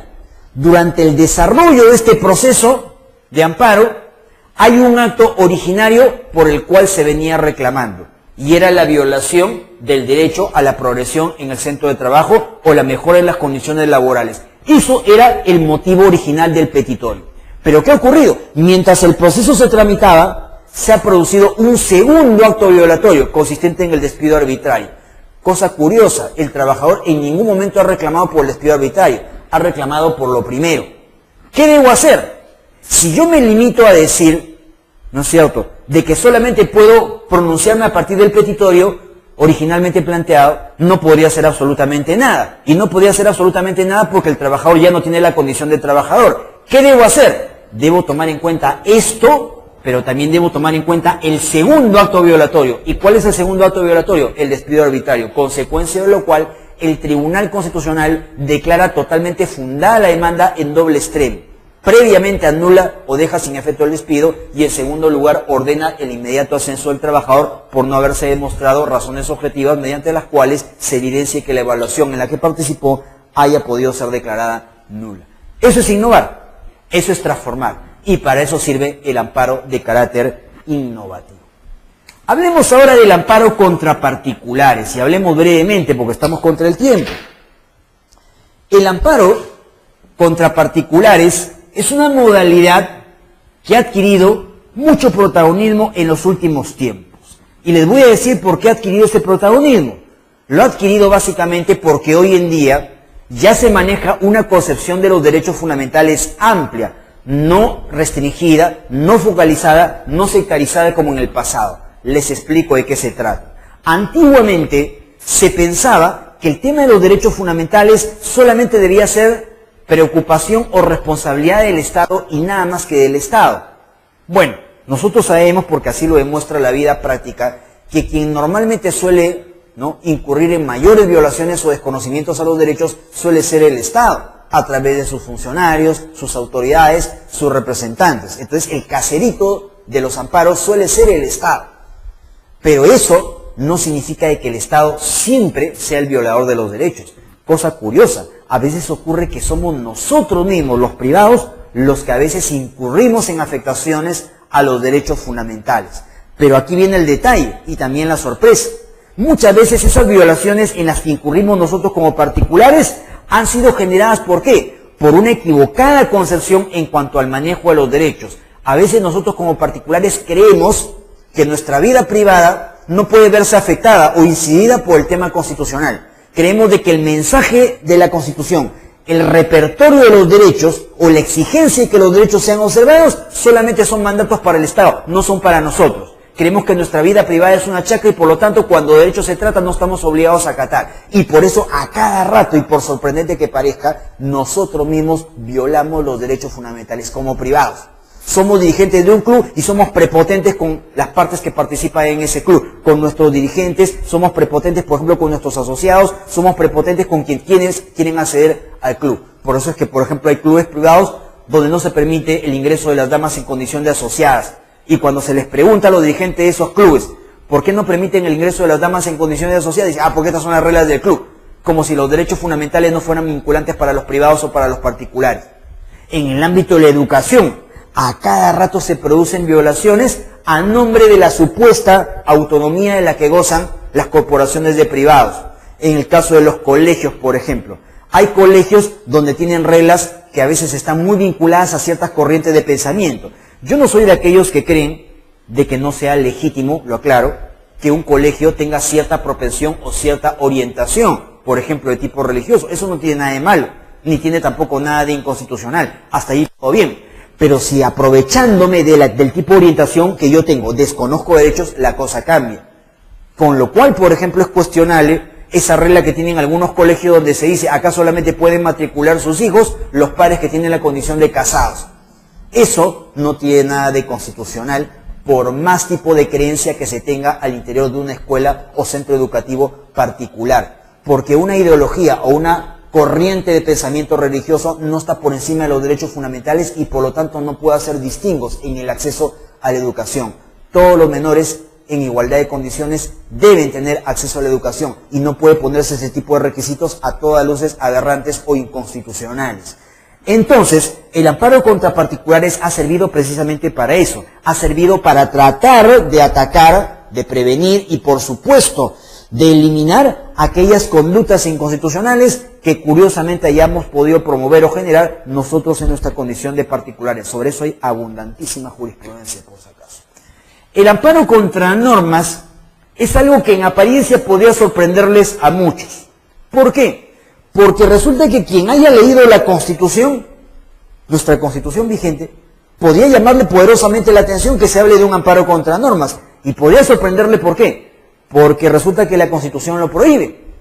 Efectivamente, el artículo 200 de la norma fundamental, último párrafo, me parece que es el artículo 202, el artículo 202, inciso segundo, establece textualmente que no procede el amparo contra leyes. Es decir, está prohibido por mandato constitucional promover amparo contra normas, contra leyes.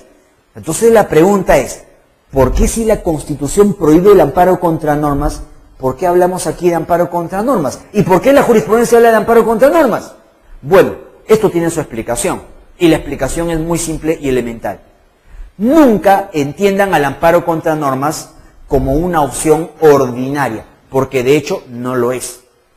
Lo que llamamos o lo que se conoce como amparo contra normas es en realidad una excepción a la regla, porque la regla más bien es de que el amparo contra normas está prohibido.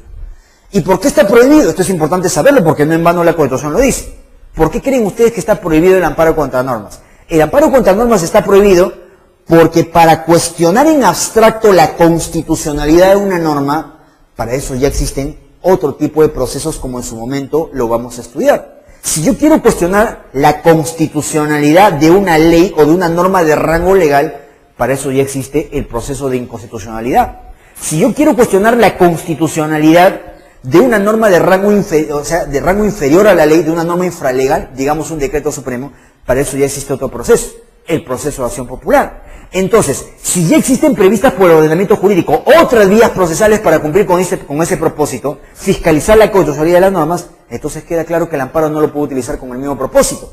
Si no, a las finales, el ordenamiento jurídico y las vías procesales serían utilizadas, pues, como una suerte de carnaval y con una anarquía realmente escandalosa.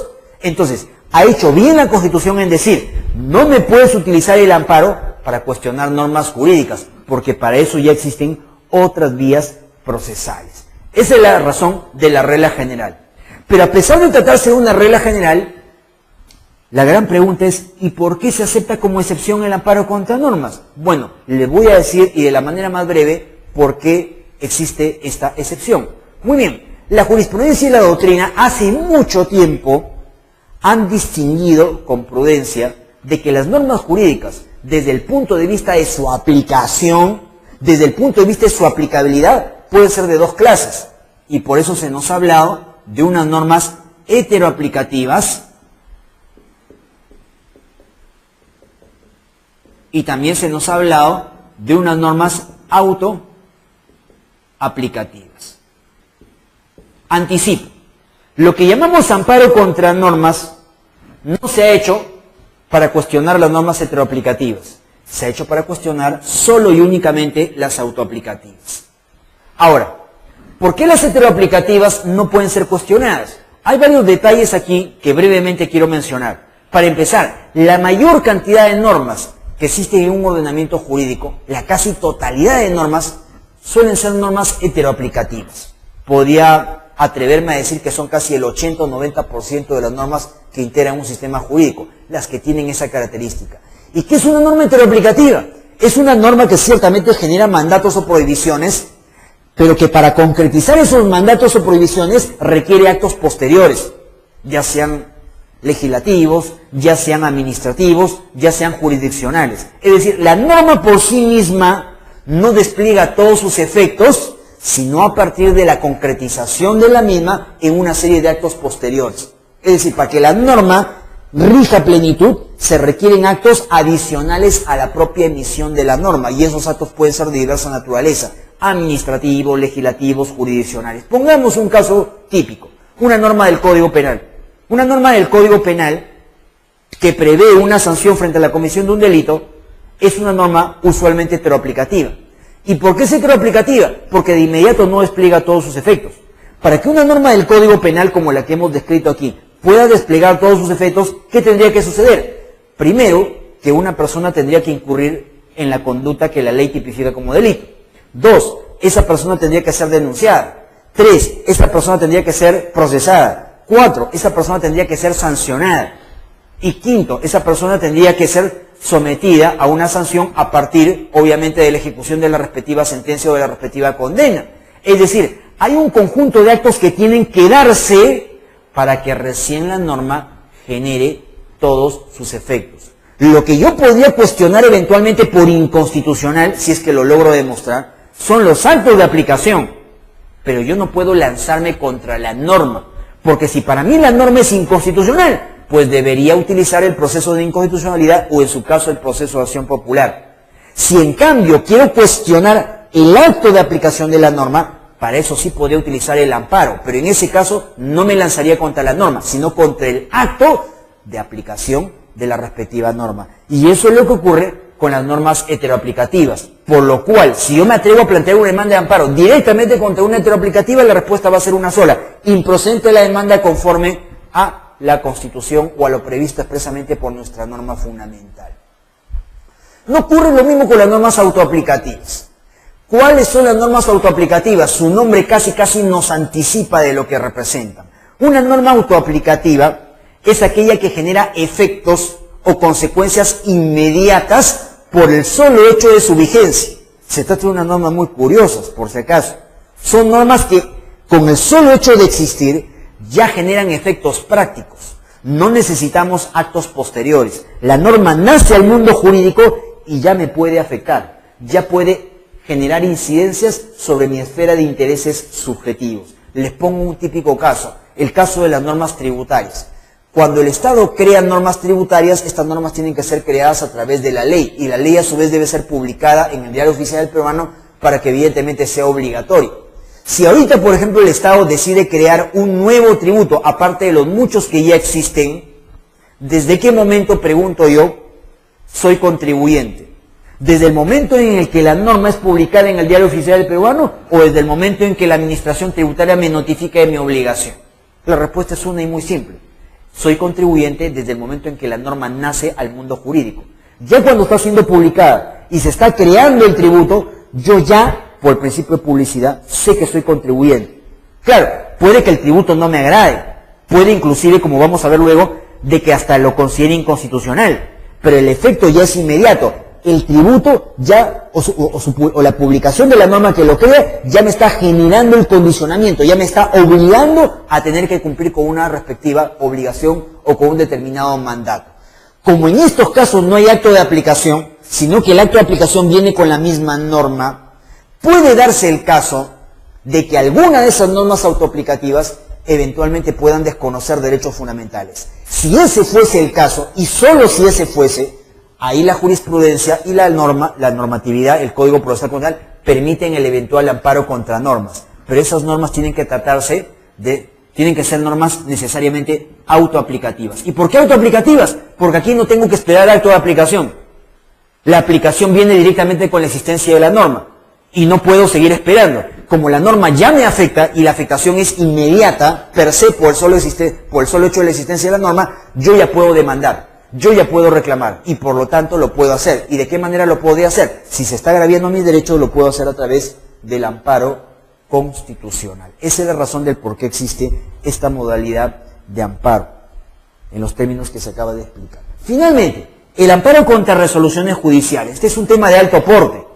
Y lo es, ¿por qué? Porque esta es una de las modalidades de amparo que más evolución, desarrollo y modificaciones ha tenido.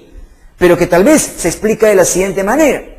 Siempre ha sido polémico el amparo contra resoluciones judiciales, o para decirlo en sus reales términos, siempre ha habido una gran polémica alrededor del amparo contra resoluciones judiciales. ¿Por qué? Porque hay quienes lo consideran una modalidad de amparo ciertamente peligrosa para el entender o el pensamiento de algunos.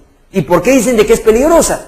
Porque algunos consideran de que permitir un amparo contra una resolución judicial significa debilitar a la judicatura, significa debilitar el Poder Judicial, significa atentar contra una serie de instituciones que también son constitucionales, como por ejemplo la cosa juzgada. Dicen algunos, ninguna sentencia puede quedar firme si luego, evidentemente permitimos atacarlas, cuestionarlas, revisarlas o fiscalizarlas a través de un proceso distinto, que en este caso sería el amparo contra resolución. Eso, en lugar de fortalecer la tarea del magistrado, la tarea del Poder Judicial, más bien la debilitaría. Tal vez esas sean las razones por las cuales algunos países no permiten el amparo contra resoluciones, como ocurre en Costa Rica o de repente en Argentina.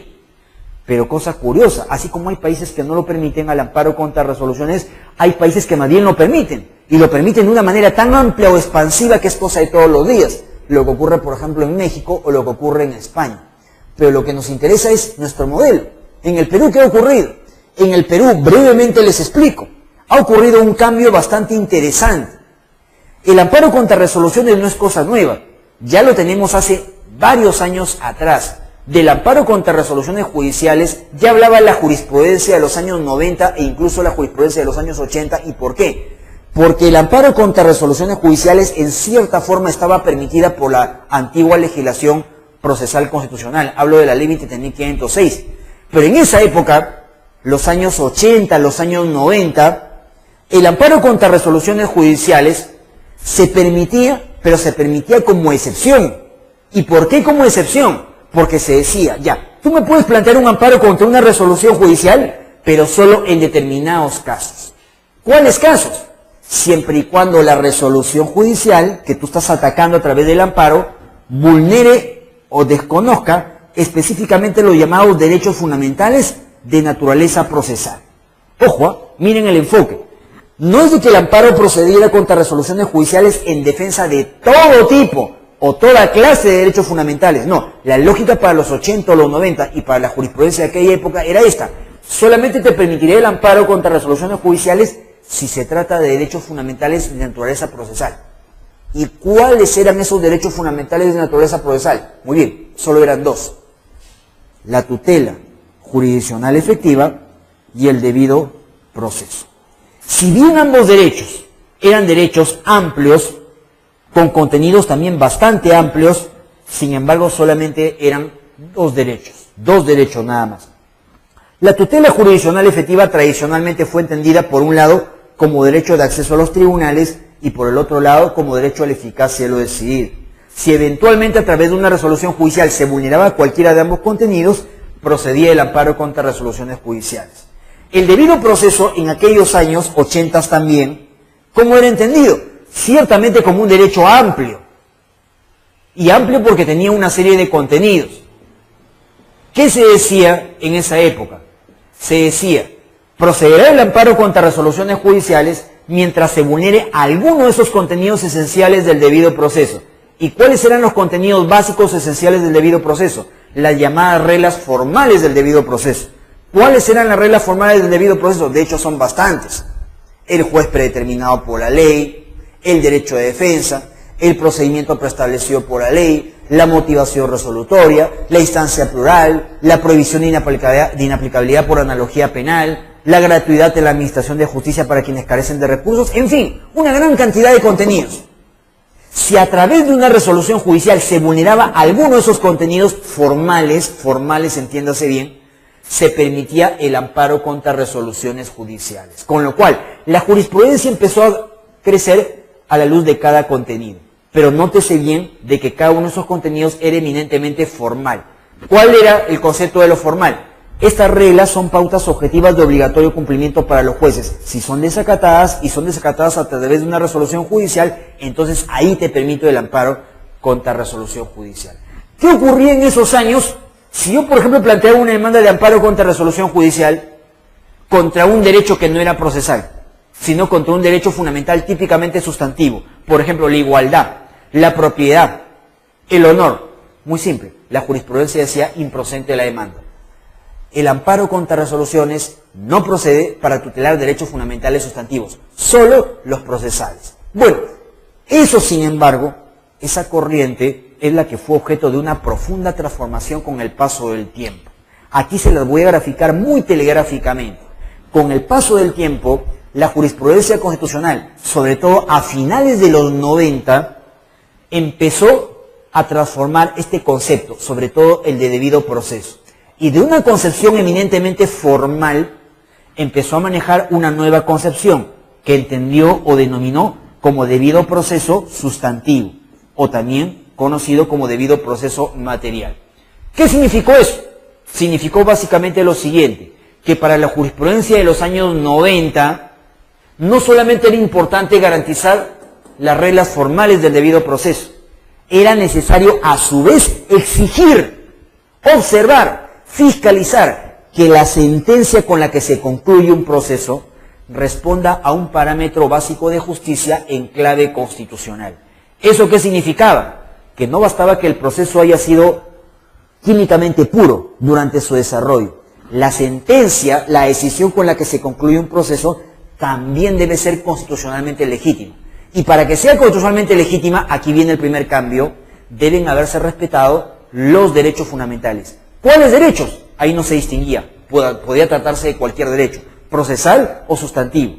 Con lo cual, esta nueva concepción de debido proceso, la de un debido proceso sustantivo, permitió que por la vía indirecta el paquete de derechos empezara a ser expandido.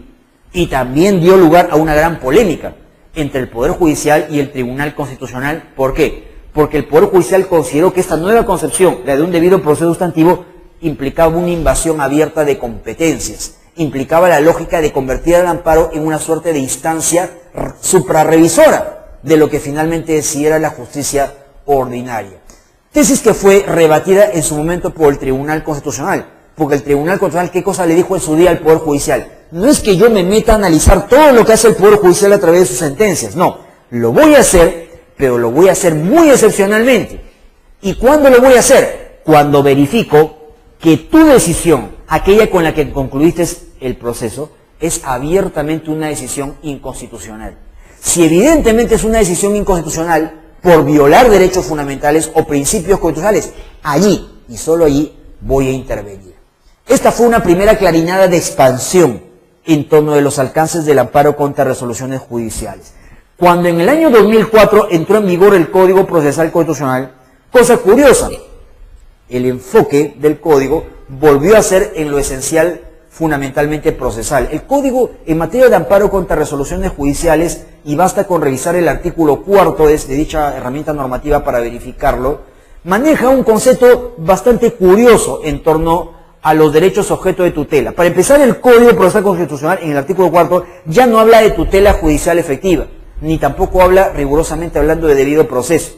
Habla más bien de la llamada tutela procesal efectiva. Pero ¿qué cosa es la tutela procesal efectiva en el fondo?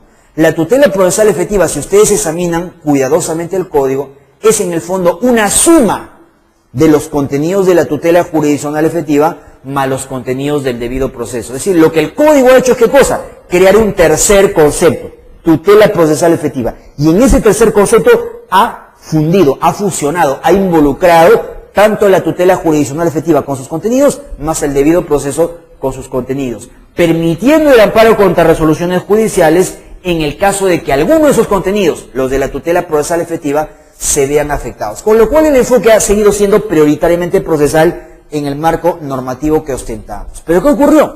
Ustedes saben de que las leyes pueden decir una cosa y la jurisprudencia puede decir otra. Eso es lo que ocurrió. En el año 2006, y cuando el código ya contaba más o menos con 2 años de vigencia, el Tribunal Constitucional expidió una sentencia muy importante. Se trata de la sentencia recaída en el expediente 3179- si la memoria no me falla, 2004. O perdón, 2006. A ver.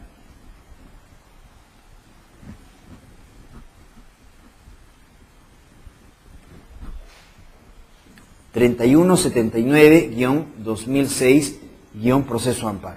Este caso es conocido jurisprudencialmente como caso Apolonia Colca. ¿Correcto? Aquí el tribunal, este caso lo resuelve el tribunal a mediados del año 2006, mucho después de que el código había entrado en vigor. ¿Cuál es el mérito y la trascendencia de esta sentencia? El mérito y la trascendencia es indudable. A partir de Apolonia Colca, el tribunal cambia totalmente su jurisprudencia en materia de amparo contra resoluciones. Y de una concepción de un amparo relativamente restringido, pasamos a la concepción de un amparo contra resoluciones judiciales amplio, amplísimo, en el buen sentido del término. ¿Por qué? Porque en Apolonia Colca el tribunal nos dice algo bien cierto. Nos dice, todo poder público, y el poder judicial es uno de ellos, se encuentra vinculado a la Constitución. ¿A qué parte de la Constitución? A toda la Constitución. Ningún poder público puede decir, solamente estoy obligado a respetar una parte de la Constitución y no otra parte. No, todo poder público, y la magistratura es uno de ellos, se encuentran obligados a respetar todos y cada uno de los contenidos de la Constitución. Si esto es así, entonces no sabemos, dice el tribunal, de dónde se ha inferido la tesis de que el Poder Judicial solamente está obligado a respetar los derechos procesales o a resguardar los derechos fundamentales procesales. Esa premisa no es correcta. En realidad el Poder Judicial está obligado a respetar toda la Constitución y todo el repertorio de derechos. Por lo tanto, a partir de la fecha, entiéndase que el amparo contra resoluciones judiciales procede para tutelar todos los derechos fundamentales. Con lo cual, hoy en día, ¿se puede plantear amparos contra resoluciones en defensa del debido proceso? Sí. ¿Se puede plantear amparos contra resoluciones judiciales en defensa de tutela jurisdiccional efectiva? También. Pero también se pueden presentar demandas de amparo contra resoluciones judiciales en defensa del derecho de propiedad, en defensa del derecho a la igualdad, en defensa del principio de razonabilidad, en defensa del derecho al honor, en defensa de la buena reputación, en defensa del derecho al trabajo y un largo etcétera. Es decir, el estado de la jurisprudencia actual permite que nuestro amparo contra resoluciones judiciales tutele todos y cada uno de los derechos fundamentales, con lo cual el ámbito de tutela de dicha modalidad de amparo evidentemente se ha transformado en una de las más expansivas y por lo demás progresistas. Tanto se ha trabajado en materia de jurisprudencia que inclusive hasta se ha especializado el amparo contra resoluciones y ha dado lugar a una serie de subvariantes. Una de ellas, y bastante conocida, la modalidad del llamado amparo contra amparo. ¿Qué cosa es el amparo contra amparo? No hay tiempo ahorita para hacer un desarrollo amplio del tema, pero se los anticipo, se los adelanto. El amparo contra amparo es aquella modalidad que permite que a través de un proceso de amparo se revise, se fiscalice la constitucionalidad de una resolución judicial emitida ni más ni menos que por un juez constitucional. ¿Por qué? Porque en el Estado Democrático de Derecho no hay coronas, no hay territorios liberados de control. Y así como un juez ordinario, un juez penal, uno civil, uno laboral, uno contencioso administrativo, puede violar la Constitución, también lo puede hacer inclusive un juez constitucional. Con lo cual, el amparo contra amparo también ha adquirido un sesgo de desarrollo realmente impresionante, como lo demuestra la jurisprudencia. Y bueno, allí nos quedamos esta noche.